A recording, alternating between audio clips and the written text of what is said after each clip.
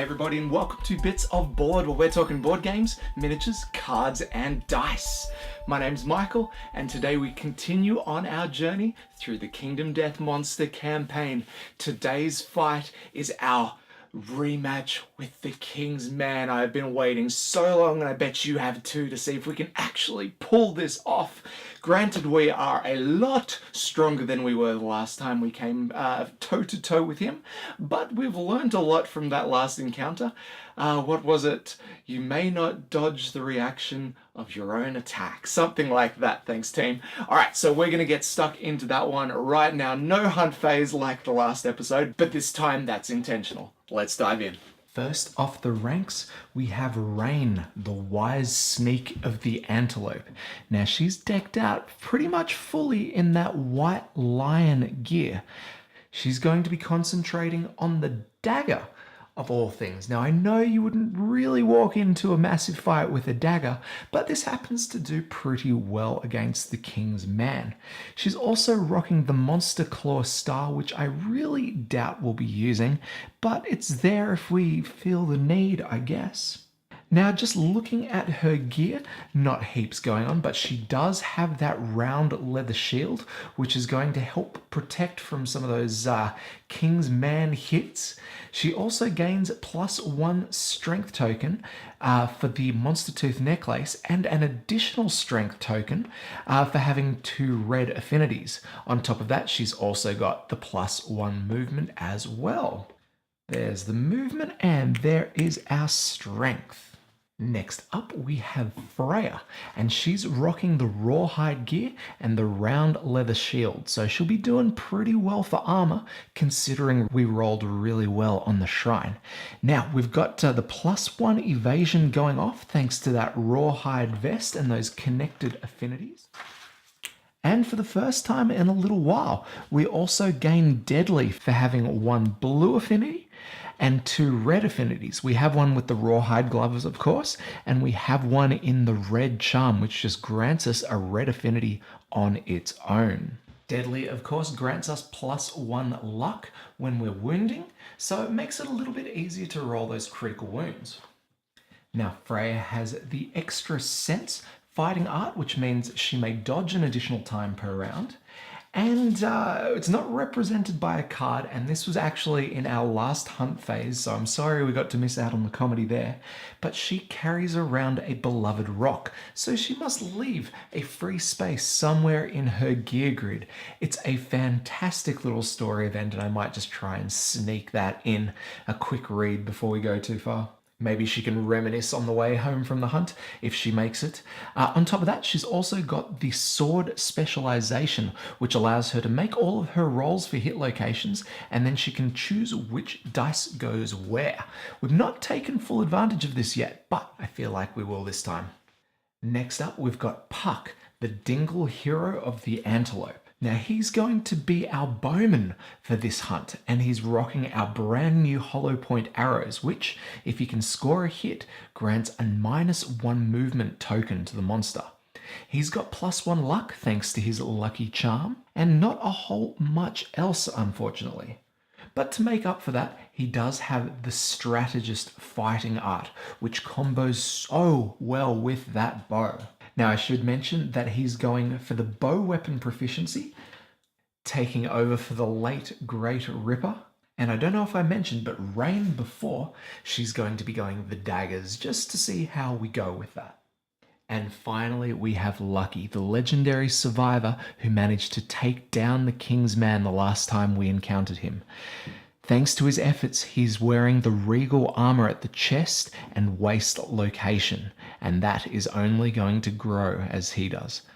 We're bringing along with us the King's Spear because he actually has a weapon specialization with the spear, meaning if we draw a trap card from one of his attacks, we roll the dice and on a 7+, we may discard it, which is brilliant. He's also bringing along the Whisker Harp, granting survival to all of the survivors, comboing very nicely with his stone noses, boosting him up to max survival of 5.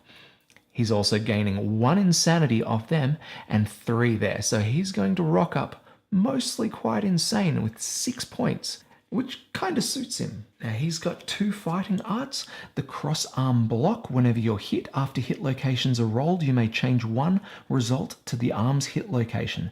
May be useful considering he's got a little bit of armor there. On top of that, he's got the Orator of Death fighting art. Once per showdown, he may spend an activation to have all non-deaf survivors gain +2 insanity, and when he dies, if he dies, he encourages all survivors with his last words. This is definitely going to be a battle to go down in the ages, so let's take our survivors off to the showdown.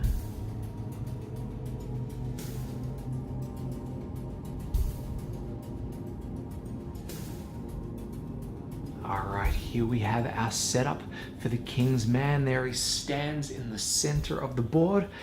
Behind him, he has these pillars that protect him for an early rush into the blind spot.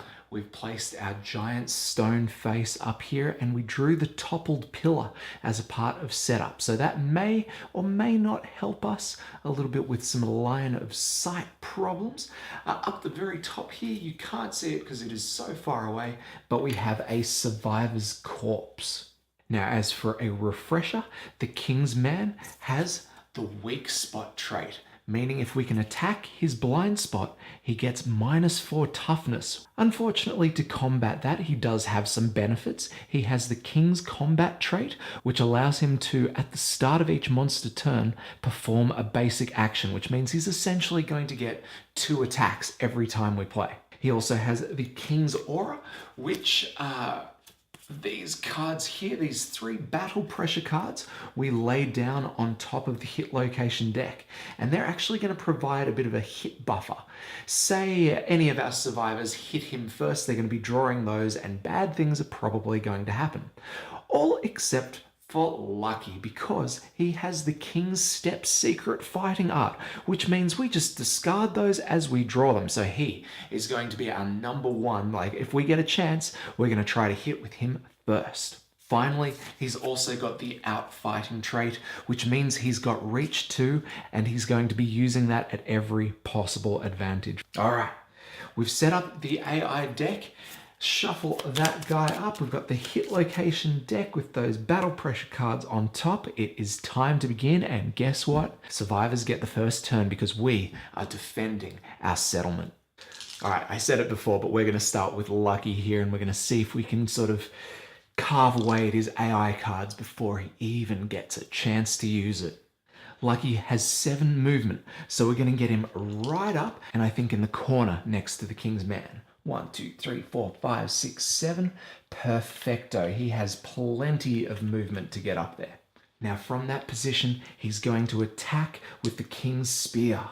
2 dice. We are hitting on a 5+ though. Just 1 hit there.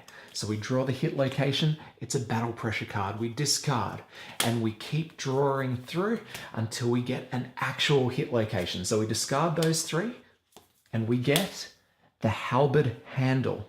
Now this has a reflex on it, but it may be to our benefit. 6 strength between him and the weapon. We're going to be wounding on a 6+. Yes, fantastic. So we get that wound, but there is a reflex here, and what is that? Spend 2 survival to gain +1 courage and boldly deflect the halberd, or all survivors within 2 spaces of the King's Man are knocked down. Definitely going to be spending that survival. He's down to 3 survival, but gains 1 courage. Next, we're going to be attacking with Puck over here. Range of 6, 1, 2, 3, 4, 5, 6. Just out. But that's okay. We'll move him first, and we'll attack just after. So we're going to go 1, 2, 3, 4, 5, 6. And we can see the King's Man there, so that is wicked. Now for us to be able to attack, we're going to need to get that movement point back because the bow is cumbersome. We spend that survival, and now we're going to be attacking, but with one of our special ammunition. We load the claw head arrow and unleash the attack. 1 dice, we do need a 6+. Yes, absolutely. So we make the hit with a 10. We drop down a hit location card. Most importantly though, we gain that -1 evasion token for the King's Man. Puck, just like Lucky, has 6 strength between the weapon and himself, so we'll be wounding on that 6+. A 7, and we do make it another wound down. Unfortunately, no death blow. That is far too early. Next up, we have Freya with the sword. Now, she's not going to be able to get in range, but she's got plenty of armor, so we're going to move her up to get in the King's Man's grill. 5 points of movement, 2, 3, 4, 5. And then we're going to use her activation to fire off the Rawhide Headband.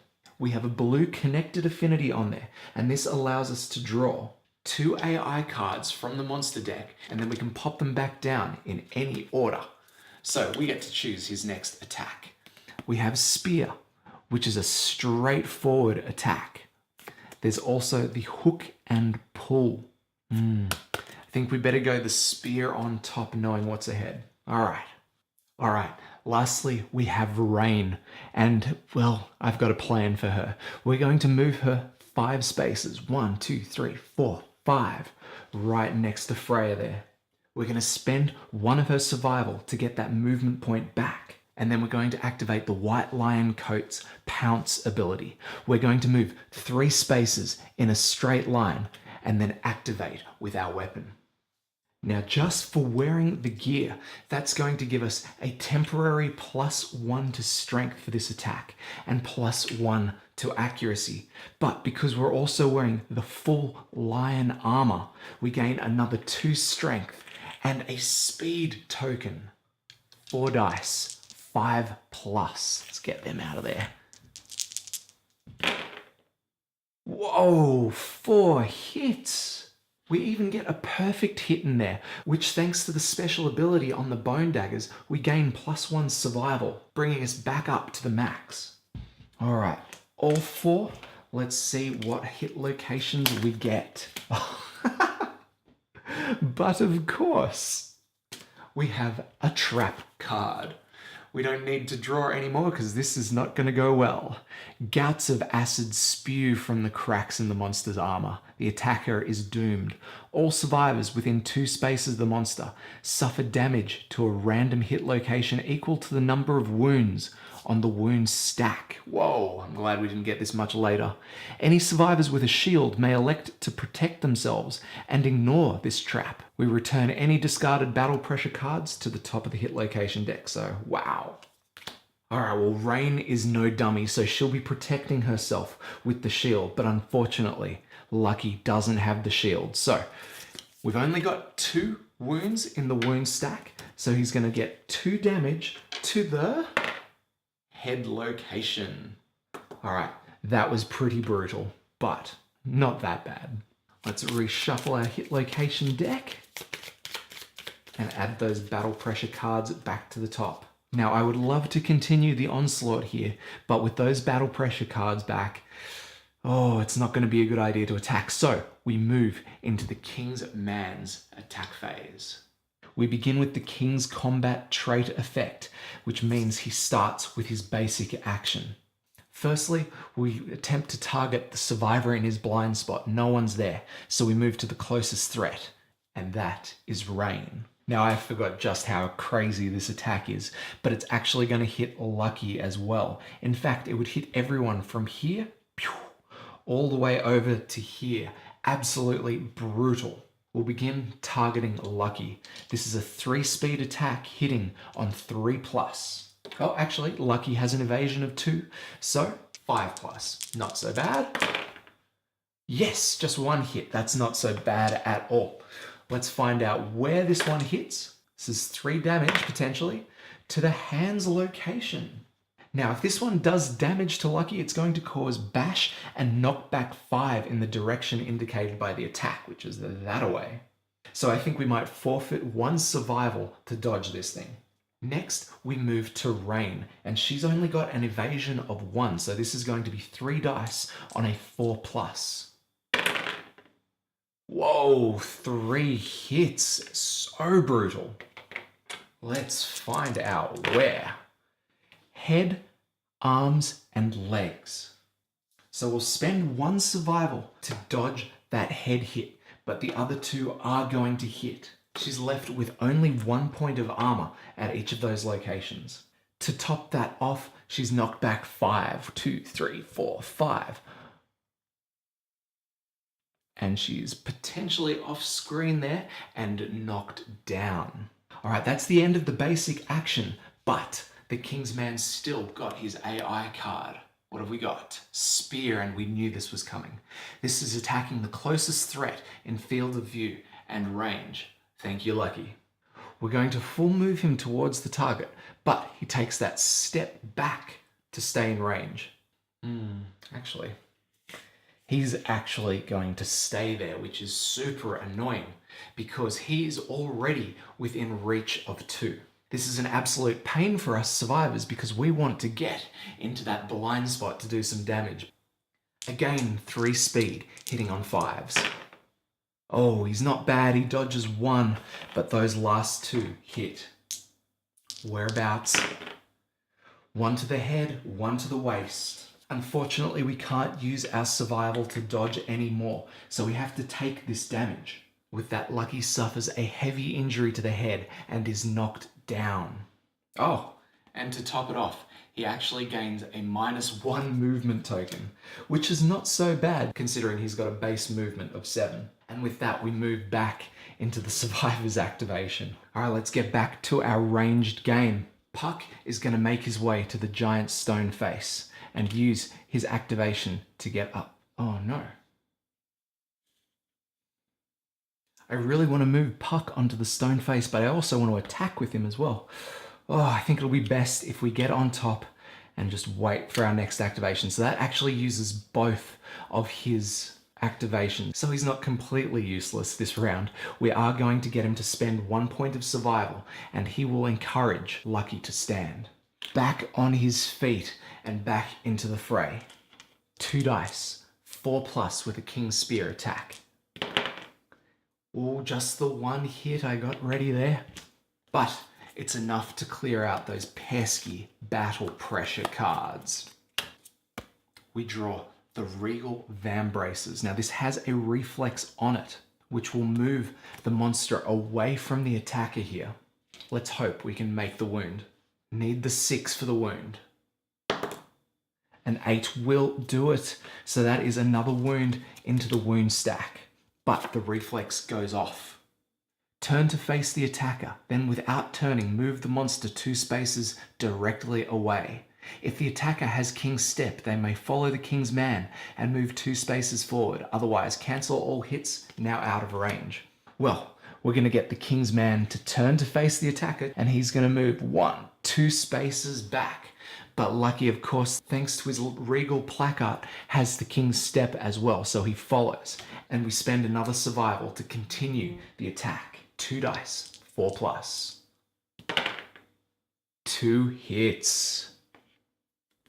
1 to the regal back, which grants a bonus if we're attacking with daggers, and a 2nd to the regal gauntlet, both of which have a wound reflex on them. I'm thinking we're going to attempt the regal gauntlet first. Need that 6+. And the 7, we do make it. So that is a wound. The attacker gains +1 survival. Yes! And the King's Man staggers and gains -2 toughness until the start of the next monster turn. That means we're going to be wounding this location on a 4+. Oh, no good. And the 3, we fail. So we discard that hit location and move it on. Freya's going to be granted her first chance to attack the King's Man. 1, 2, 3, 4, 5. And she's going to dash to continue moving up behind. So she'll be hitting on anything except for a 1. 2 dice. Ooh. And 2 hits there. We have the Regal Helm and the Regal Sheath. Now the Regal Sheath has a reflex on it which will bring our battle pressure cards back to the top. So this is going to be pretty brutal. Thanks to her sword specialization though, we're going to be able to roll both of our hits here and then assign the dice to the wounds that we want. So hopefully we can get a 9 or a 10 for a critical wound. Yes! Absolutely jag it there. Check that out. So this one is going there. This one is going there. That is 2 wounds. We resolve the regal sheath first. No reflex. We get a wound and the lost sword persistent injury comes into play. No idea what it does yet, but man, am I happy about that. That critical wound is thanks to the deadly ability on the scrap sword, which gives us that bonus luck. Over here, we have the regal helm wound. With the wound, the attacker gains +1 survival, and the Kingsman staggers and gains -2 toughness until the start of the next monster turn. Wow, that is -4 toughness there. What an amazing attack so far. Now, it's not over for her. Freya is going to use one of her survival to now surge. Another 2 dice, anything but 1s. Oh, the perfect hit. The edge sharpens, gain +4 strength for these wounds. These are going to wound on anything but a 1. It must be. I'll count it out in just a sec, but far out, this is good. So with Freya's strength and the strength on the scrap sword, as well as that bonus strength, we would be rolling 2+ here for base. But because of these -4 toughness, come on, anything but 1s. Let's roll both attacks and assign our wound. Both are going to hit, albeit not that well, but let's find out how we go. All right, these are pretty brutal. The regal faceplate and the regal skirt, both of these reflexes are going to go off. So it doesn't really matter which order here, but for the regal faceplate, the Kingsman fights dirty, spewing acid into the attacker's eyes. If the attacker is within 2 spaces of the Kingsman, they gain -2 accuracy tokens. Ouch. To be fair, he's not even whatever. Then we get the regal skirt. Return any discarded battle pressure cards to the top of the hit location deck and perform a basic action targeting the attacker. That is unfortunate. All right, so he faces the attacker and moves 1 space back and swings with that giant halberd of his. This is going to be 3 speed, hitting on 4s. All right, 2 hits there. Let's find out where. Oh, 1 to the head, 2 to the head. Oh, that's 6 damage to the head location, which takes out all of her head armor. And she suffers her first heavy injury to the head and gets knocked down. See, I thought we were going to have enough to have Rain stand, but man, unlucky. We move back into the Kingsman's activation. Almost forgot there is bash and knockdown to be had. 2, 3, 4, 5. She is out of there. All right, now we move back into the Kingsman's attack. Thanks to King's Combat, we begin the Kingsman's activation with the basic action. That's going to be lucky. So we full move to the target. We are already in range, but he's still going to jump back. So he has that reach 2. 3 dice, 5+. Oh, fantastic. 3 misses, I'll take that any day. And now for his AI card attack, we have Force Thrust. Closest threat in field of view, it's still going to be lucky, and we'll be attacking 3 speed again with the 5+. All right, just 1 hit there. Let's find out where. To the hands. All right, 3 damage. We will take that. Stay steady. And that is the Kingsman's activation. All of our survivors get to stand now. And we are on for the attack. We begin with Lucky, desperately trying to take out those battle pressure cards. 2 dice, 4+. 2 hits. 1, 2, discarding, 2 real hits. Bang! We have the regal gut plate and the halberd spear, which is a first strike location.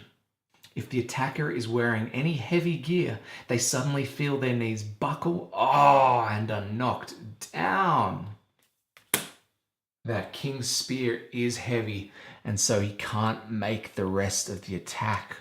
And what makes it even worse, return any discarded battle pressure cards back to the top of the deck. We're going to have to do this the old-fashioned way. All right, Puck's going to load up his bow and take a shot. We want to get rid of these battle pressure cards one way or the other. Now, I don't like our odds. Let's go the catgut bow. We can try and at least take 2 of these battle pressure cards out of there. Come on. Yes. All right. So if they come up, bang, bang.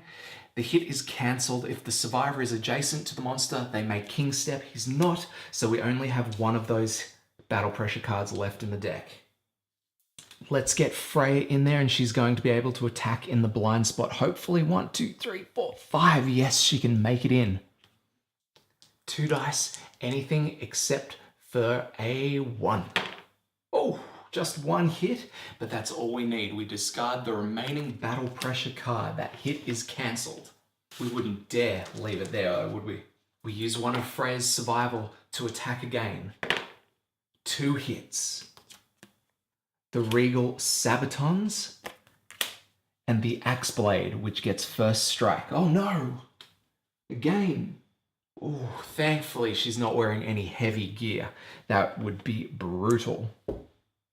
We'll roll our 2 dice and we'll assign our hits from there. A 7 and a 9, exactly what we needed. Again, Deadly comes to our rescue and we turn that 9 into a critical wound. So we ignore all that top stuff there. The finely worked axe is damaged. The King's Man gains a -1 speed token. Sucker! We discard one of his AI cards and we continue on. This one here is also wound, granting our survivor +1 survival, and the monster gets -2 toughness until the start of the next monster turn. Absolutely brilliant.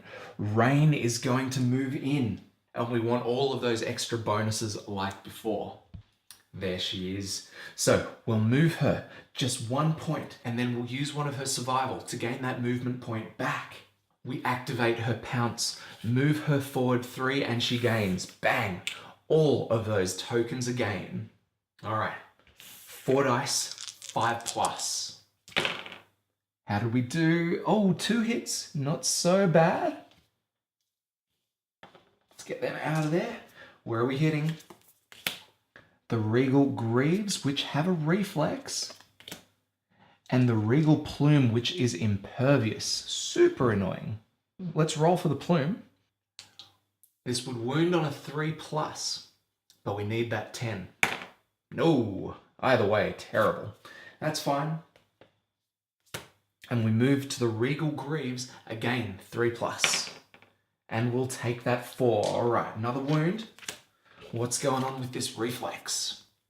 Oh, that is super bright. There we go. Turn to face the attacker, then without turning, move the monster 2 spaces directly away. If the attacker has King's Step, they may follow the King's Man and move 2 spaces forward. Otherwise, cancel all hits, now out of range. Bang, and 1, 2. All right, pretty solid round, but it's not over yet. Back to the King's Man. So we add the battle pressure cards back to the hit location deck, and we begin with the King's Man's basic activation. Closest threat is going to be the target, and he doesn't have to move. Freya's only got 1 evasion, so this is going to be 3 dice. No, 2 dice thanks to the -1 speed, hitting on 4+. 2 hits, not good. Let's find out where. To the chest and to the feet. All right, we're going to get tricky here and we're going to spend 2 survival to dodge 2 wounds. What is this madness, I hear you ask? Thanks to Freya's extra sense, she can dodge 1 additional time per round. And so, this is wicked. Not only do we get to not get that damage, but we also don't get that knockback, which would send us into the pillar back there. All right, we got out scot-free there, but we've still got an AI card to go. Oh no. Okay.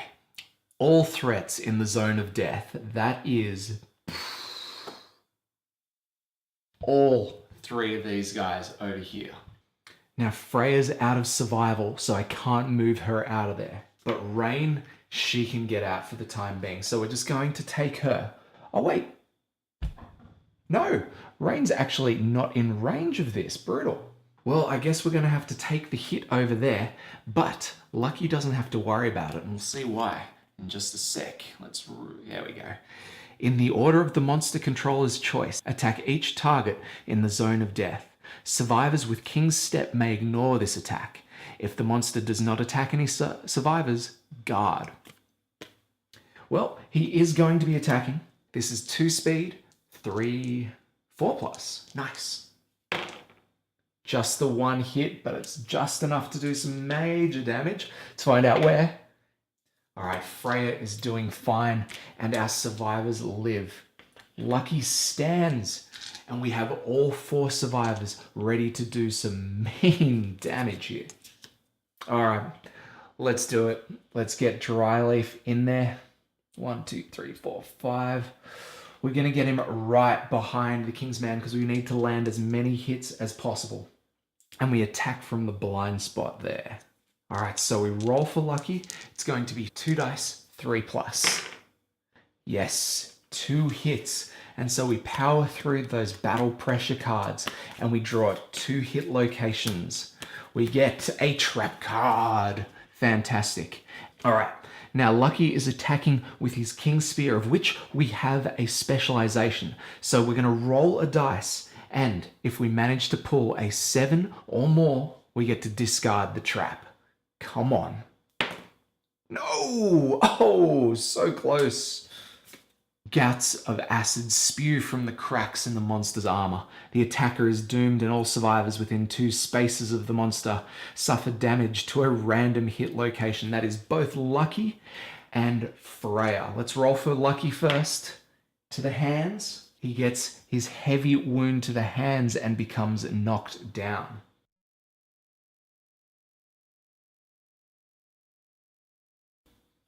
We'll go for Freya.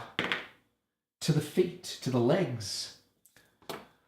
Knocked down as well. Brutal. All right, well, that's the end of Lucky's activation. Top stuff there, Lucky.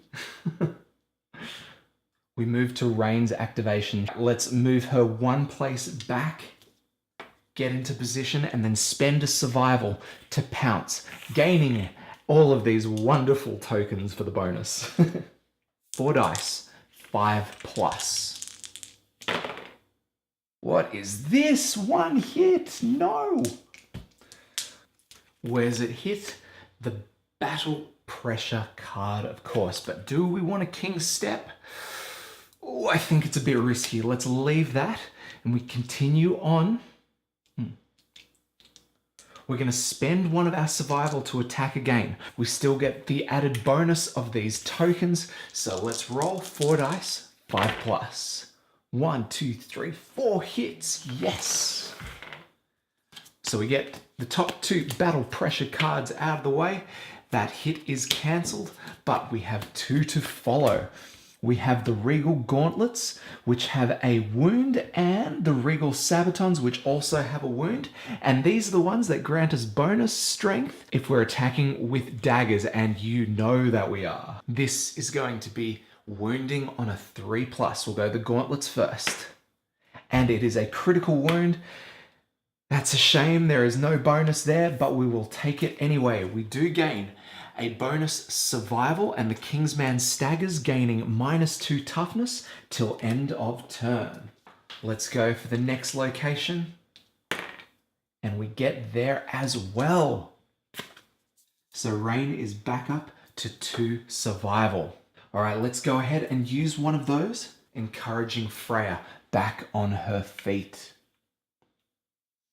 And we discard the 2 wounds. We have 2 cards left in the AI deck. We have got this. So let's have Puck take aim with his bow and fire. 2 dice, 6+. We make it, so that's 2 wounds there, or 2 hits. We have the regal helm and, the regal plume and impervious location. Let's roll for that one first. Nothing happens there. But we do have the helm. Now the King's Man is on -4 toughness here. This is going to wound on a 2+. And we do make it. Fantastic. Oh, and that would be a critical wound too. Alas, no critical wound effects there, but we do discard another card from the AI deck. Now we have Freya up there. She's standing ready to go, but I do not want her attacking right now, so I'm going to get her the heck out of there. She's going to run 2, 3, 4, 5 right out of there and just hope that the other guys can survive this. We move into the King's Man's final, I hope, activation, and we move into the basic action.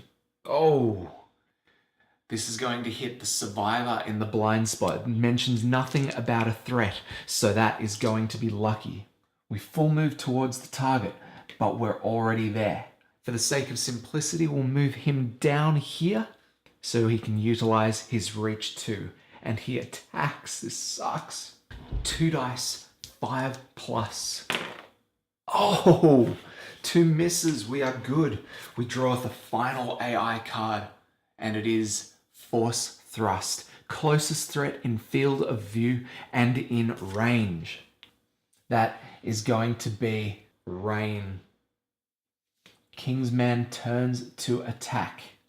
So the King's Man moves in and steps back to attack because this has to be a front on attack. It's only going to be 2 speed, hitting on 4s. Oh, 2 hits. Where are they hitting? Waist and head. We are so lucky Rain has armor there. So this one is bash and knockback 5 straight back. 1, 2, 3, 4, 5. She's going to go straight through the pillars, suffering bash, and that'll be another hit. Let's find out where the pillar damages her. To the arms, and that takes out the remainder of her armor. That's the end of the King's Man's attack. So we add those battle pressure cards to the top of the hit location deck, and Lucky stands. Oh man, Lucky has 6 movement, so he's going to make his way into the blind spot of the King's Man. 2 dice, 3+. Come on. Just the 1 hit. That might be all we need. No, we need 2. At least we get rid of our battle pressure cards. And we hit the Regal Greaves. This has a reflex, so let's see if we can wound it. I really hope we can. It's -4 toughness from the blind spot, 2+. And we do make it with another lantern, but no critical effects to take advantage of. We discard the final AI card and we are spending... Oh, do we... Yes, thank goodness. We have 2 points of survival left, so we're going to use 1 for 1 last attempt. 2 dice, 3+. 2 hits.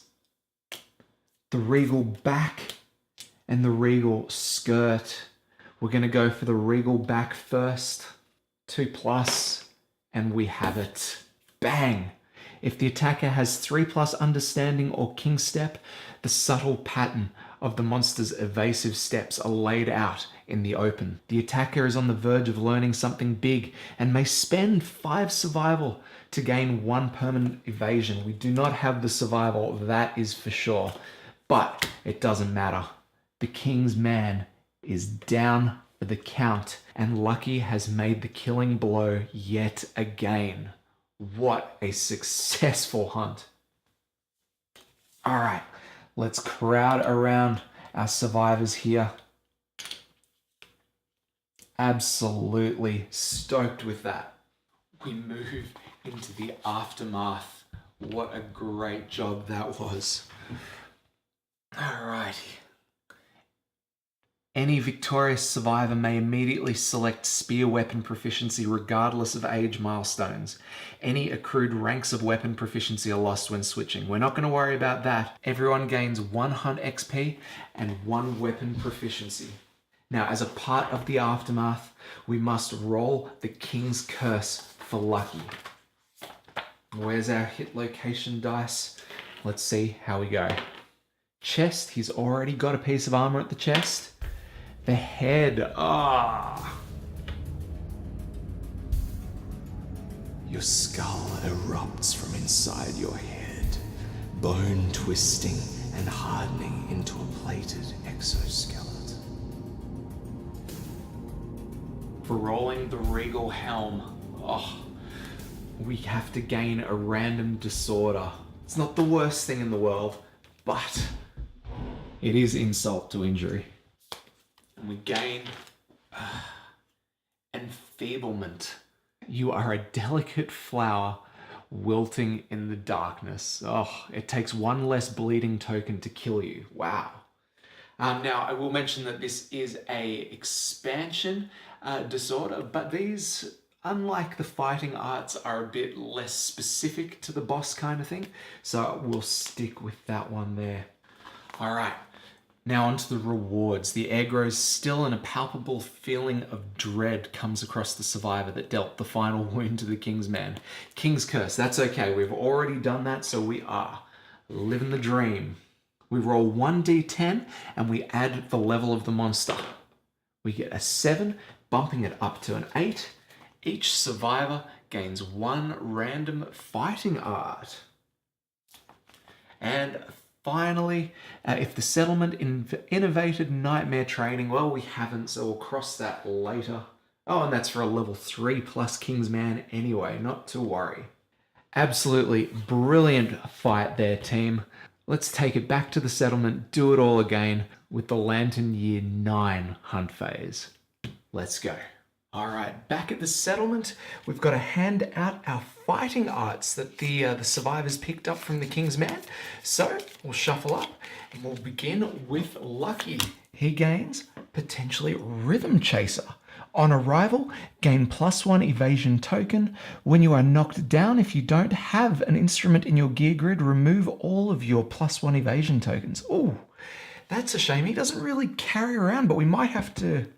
All right, we'll put that one to the side. Maybe we could remove cross-arm block for that one. I don't know. Let's go to Rain. We'll shuffle them up again. Hopefully we can get a chance to pull that one for someone who actually carries an instrument. No, but we get double dash. During your act, once per round, you may spend an activation to gain a movement. So that would be very nice for chasing around a rogue lion or a rogue antelope, something like that. All right, next up we have Freya. And Freya gets Crazed.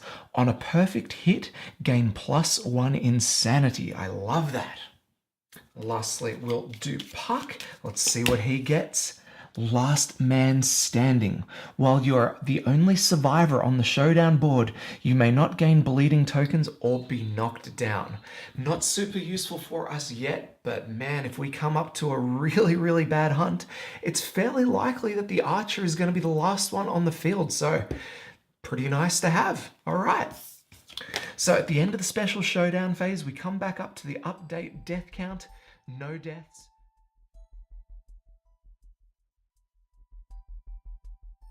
And we'll call it there till next week. All right, guys, there it is. A very solid encounter indeed. Kingdom Death has this wonderful crescendo about it. Every showdown, it starts off slow and tense, and while it maintains its tension all the way through, it gets to that point where it's like, all in, all or nothing. You send all of your team in and you attack hard and hope that you manage to take them out at the end of the round, because chances are one more monster activation would mean life, well, or death to all of your survivors. So the Kingsman's quite interesting in the way that he sort of positions himself around the battlefield, and he's actually quite nimble on the feet, moving around and around, knocking someone down, dropping down a spot, attacking someone else. It's very, very cool to watch, and he's just such a fluid monster. I really appreciate it. It's totally worth spending that survival to position yourself and then dive in for the pounce, because those extra speed, extra accuracy, extra strength, absolutely amazing. So now we're moving on to the next hunt, and honestly, I don't think we should go anywhere other than that screaming antelope. I would love to take the Phoenix on again, but we just don't have the disposable survivors, that longevity, because we take one of our moderately experienced survivors and poof, they're gone at the end of that round because of those age tokens. So I think it's going to be Screaming Antelope. We'll go level 2 again. Plus, it's like a loot explosion of all of the hide and armor. Not that we really... Ooh, should we be going for other items? Oh no. What will we do? Time will tell. Now, this is the warning for the next ep, right? I have an extremely randomly busy week coming up. I'm going to do everything I can to get this video out on time. It's a Sunday morning for me, the time that it hits, so hopefully we manage to pull that off, but I apologize right here, right now if I don't manage. But yeah, that's about it for today's video, guys. So thank you very, very much for watching till the very end here. Absolutely love it. If you've enjoyed the video, make sure you're liking and subscribing. We're getting so close to 500 subs, man. I remember when this was like a 20 sub channel and I'm just like unboxing. Anyway, that's it, guys. Thank you very much for watching. As always, my name is Michael. This is Bits Aboard. We'll catch you next time.